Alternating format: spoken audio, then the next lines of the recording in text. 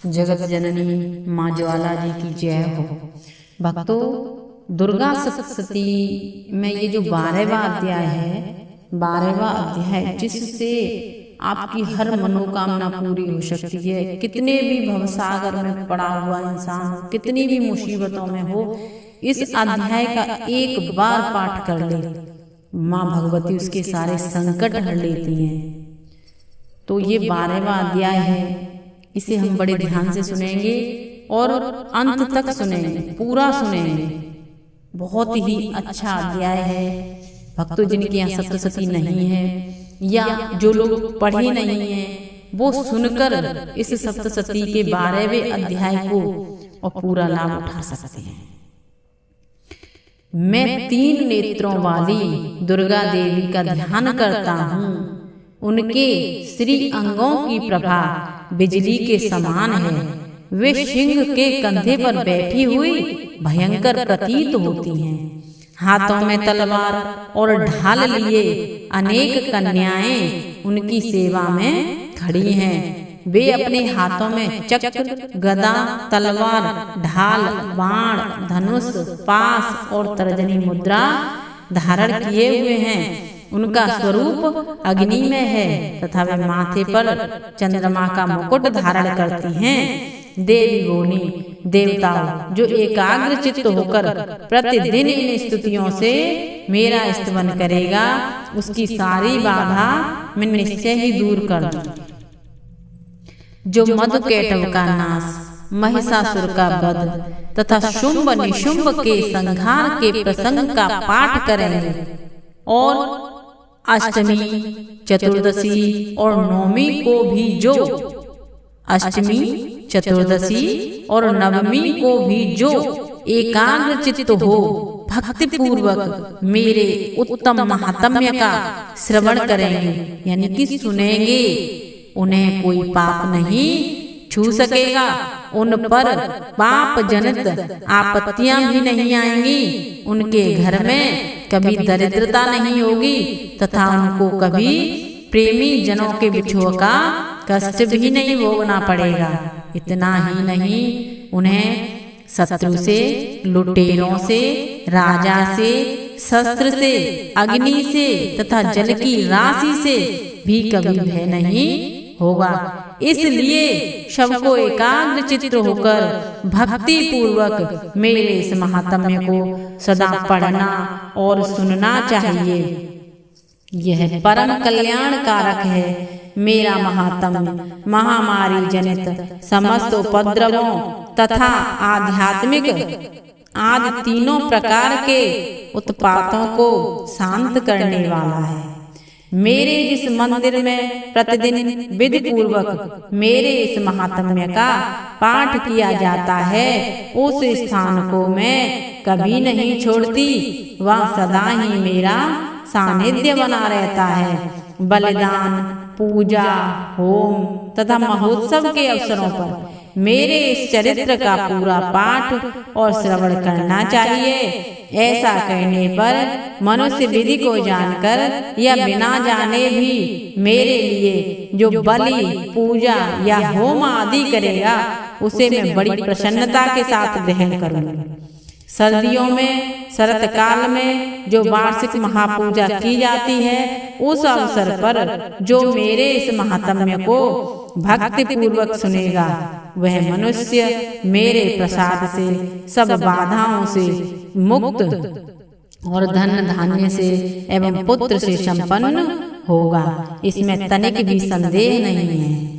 मेरे इस महात्म्य, मेरे प्रादुर्भाव की सुंदर कथाएं तथा युद्ध में किए हुए मेरे पराक्रम सुनने से मनुष्य निर्भय हो जाता है। मेरे महात्म्य का श्रवण करने वाले पुरुषों के शत्रु नष्ट हो जाते हैं। उन्हें कल्याण की प्राप्ति होती है तथा उनका कुल आनंदित रहता है। सर्वत्र शांति कर्म में बुरे सपने दिखाई देने पर तथा ग्रह जनित भयंकर पीड़ा उपस्थित होने पर मेरा महात्म्य श्रवण करना चाहिए। इससे सभी विघ्न तथा भयंकर ग्रह पीड़ाएं शांत हो जाती हैं और मनुष्यों द्वारा देखा हुआ दुःस्वप्न भी शुभ स्वप्न में परिवर्तित हो जाता है, बदल जाता है। बाल ग्रहों से आक्रांत हुए बालकों के लिए यह महात्म्य शांति कारक है तथा मनुष्यों के संगठन में फूट होने पर यह अच्छी प्रकार मित्रता कराने वाला होता है। यह महात्म्य समस्त दुराचारियों के बल का नाश कराने वाला है।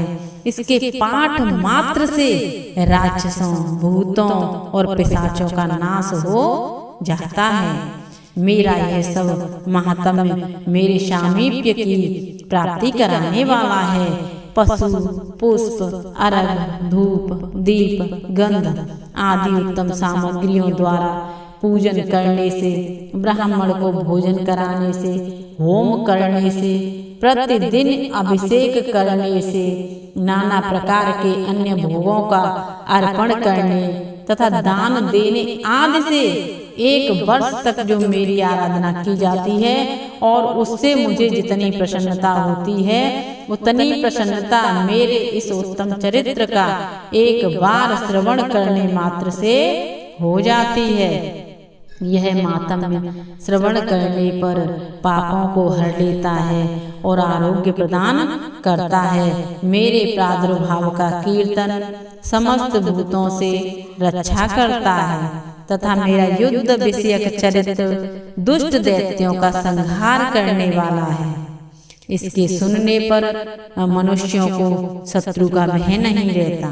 देवताओं, तुमने और ब्रह्म ऋषियों ने जो मेरी स्तुतियां की हैं तथा ब्रह्मा जी ने जो स्तुतियां की हैं वे सभी कल्याणमयी बुद्धि प्रदान करती हैं। वन में, सूने मार्ग में अथवा दावा नल से घिर जाने पर, निर्जन स्थान में लुटेरों के दाम में पड़ जाने पर या शत्रुओं के पकड़े जाने पर अथवा जंगल में सिंह यानी कि शेर, व्याघ्र या जंगली हाथियों के पीछा करने पर, कुपित राजा के आदेश से वध या बंधन के स्थान में ले जाए जाने पर अथवा महासागर में नाव पर बैठने के बाद भारी तूफान से नाव के डगमग होने पर और अत्यंत भयंकर युद्ध में शस्त्रों का प्रहार होने पर अथवा वेदना से पीड़ित होने पर,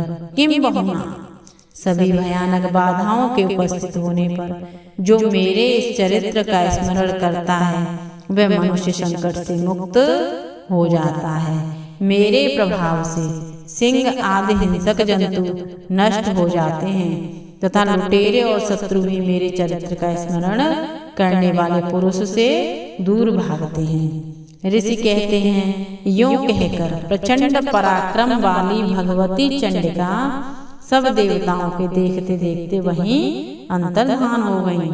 फिर समस्त देवता भी शत्रुओं के मारे जाने से निर्भय हो पहले की ही भांति यज्ञ भाग का भोग करते हुए अपने अपने अधिकार का पालन करने लगे। संसार का विध्वंस करने वाली महाभयंकर अतुल पराक्रमी देव शत्रु शुंभ तथा महाबली निशुंभ के युद्ध में देवी द्वारा मारे जाने पर शेष दैत्य पाताल लोक में चले आए। राजन, इस प्रकार भगवती अंबिका नित्य होती हुई भी पुनः पुनः प्रकट होती हैं, जगत की रक्षा करती हैं। वे ही इस विश्व को मोहित करती हैं, वे ही जगत को जन्म देती हैं तथा वे ही प्रार्थना करने पर संतुष्ट हो विज्ञान एवं समृद्धि प्रदान करती हैं। राजन, महाप्रलय के समय महामारी का स्वरूप धारण करने वाली वे महाकाली ही समस्त ब्रह्मांड में व्याप्त हैं।